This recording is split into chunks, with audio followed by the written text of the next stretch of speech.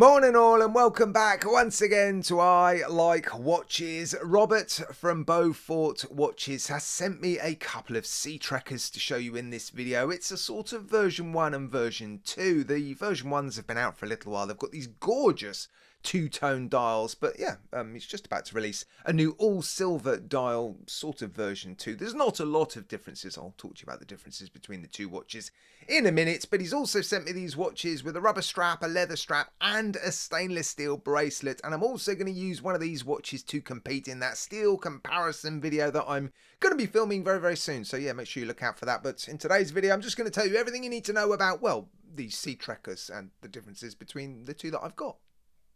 Now let me just quickly cover the differences between this sort of newer all-silver dial version, which I'm sort of calling a version 2, and the older versions, which will be back in stock by the time this video goes live. At the time of filming, they're all sold out, but there's been a new production run. So yeah, you will see some very small differences between the sort of version 1s and version 2.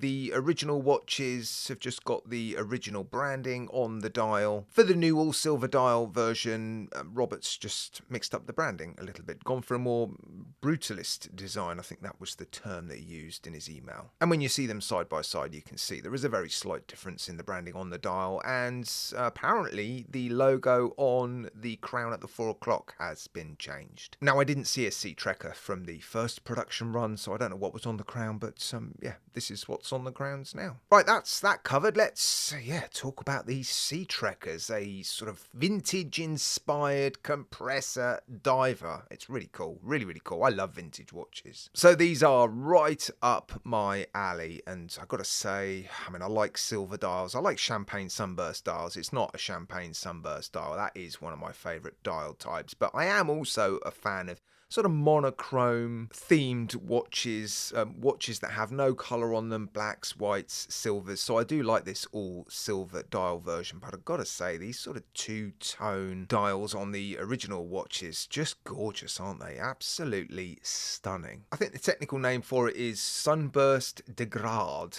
but yeah, I'm just going to say two-tone because it's easier. And it is quite unusual. Quite often you see fading dials where the outside of the dial will be quite dark and it sort of fades to a lighter color on towards the inside of the dial, but yeah, with these it almost looks like a sort of horizon, a sunset or a sunrise, and yeah, the colors that Robert has chosen are stunning, aren't they? Really, really nice. So yeah, that is, I think, the first thing that you're going to notice with this watch, with the coloured ones, that is, along with the case shape and the style of dive watch, of course. Because it's got those two crowns, the crown at the 2 o'clock is the crown for the internal bezel. It's not a screw down crown, it's just a pull push crown, but it feels like there's a grommet gripping the stem very, very tightly. So I guess that is how the manufacturers have managed to achieve the 200 meter water resistance rating. And don't forget, these aren't ISO 6425 certified divers, so that 200 meter rating is just your standard 200 meter dive watch rating. But the crown at the 4 o'clock-ish position is a screw down crown, and of course that is the crown you would use to adjust the time. And just a quick word on the bezel action, because well, it's not like a normal bezel, is it?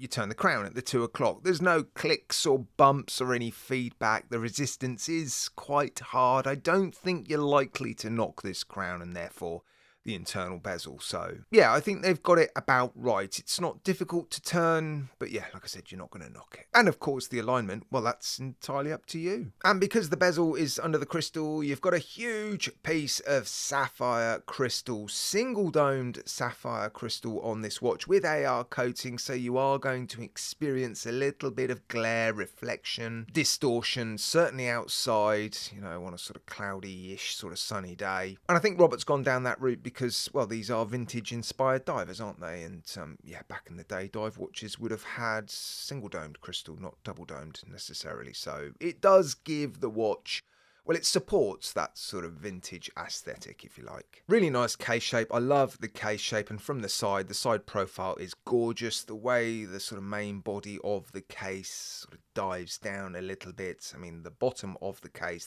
back basically is flat. So it's not necessarily going to wrap around your wrist, but you're going to get that effect because, yeah, of this sort of, well, the case shape. It's just really, really cool, isn't it? A mix of brushed and polished finishing. Very nicely done. I'll be using this watch and the supplied bracelet in that steel finishing comparison video. So I'm not going to talk about the steel finishing too much in this video. If you want to know how well this watch is finished, I suggest you come back and watch that comparison video when it goes live. So yeah, maybe this is a good time for me to say, guys, subscribe, hit the bell notifications icon as well so that you don't miss out on that video. And yeah, thanks for your support if you decide to do that. But yeah, back to the case. Really cool case shape. Sapphire sandwich. You've got a piece of sapphire crystal in the case back as well. Screw down case back. Obviously, one screw down crown, 200 meters of water resistance, display case back, a few specifications on there.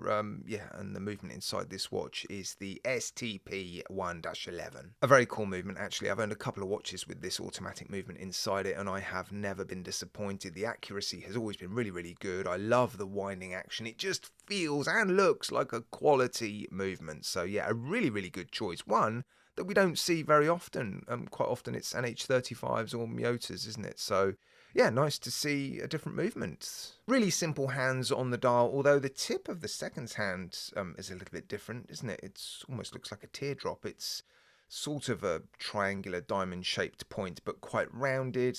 Yeah, you've got a fairly standard hour and minute hand and rather chunky substantial applied indices, which again was something that you saw a lot with vintage watches, and the loom on those applied indices seems to be in blocks. They sort of sit on top of the applied indices. That's not something I've ever seen before, and yeah, if you want to know how it has impacted the loom, stick around to the end because I'll show you my standard 5-minute loom degradation test, and I'll also perform a very quick legibility test of the watch with the silver dial, because you've got silver hands on a silver dial, silver accents, so there might be a question mark over the legibility. So yeah, you'll see that test at the end as well. The watch comes supplied on a TPU rubber strap, although TPU I thought was more plastic than rubber. It just feels like rubber, to be fair, so I think it's probably right to call it a rubber strap. It's a sort of tropic style strap. Seems to be nicely finished, very, very comfortable, soft and malleable.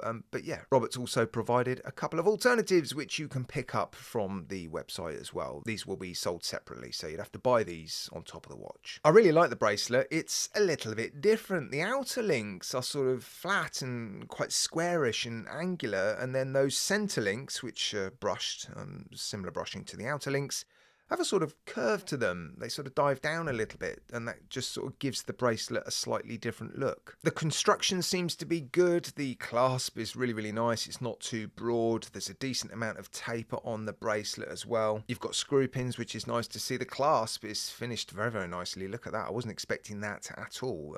Yeah, that's a nice touch. Female end links as well, solid end links. So yeah, Robert is providing a decent bracelet with this watch, and the price is actually quite fair. So if you do end up heading over to the website via the link in my video description, which is not an affiliate link, it's just a standard link that takes you to their website, you'll see these watches available for, well, the price I'm seeing is £520 British, which I think is a fair price. I would love to see these watches supplied on the stainless steel bracelet, because yeah, my advice has always been, if you can, pick up watches with their bracelets, and then if you want to buy different straps, leather straps, TPU straps or whatever, then yeah, buy those straps in addition to the watch. So if you end up buying the watch and the bracelet, it's still going to come in under £600. I'll put the conversions for dollars and euros on the screen. It's a fair price. The movement inside this watch is, yeah, a fairly sort of mid-tier, premium mid-tier movement.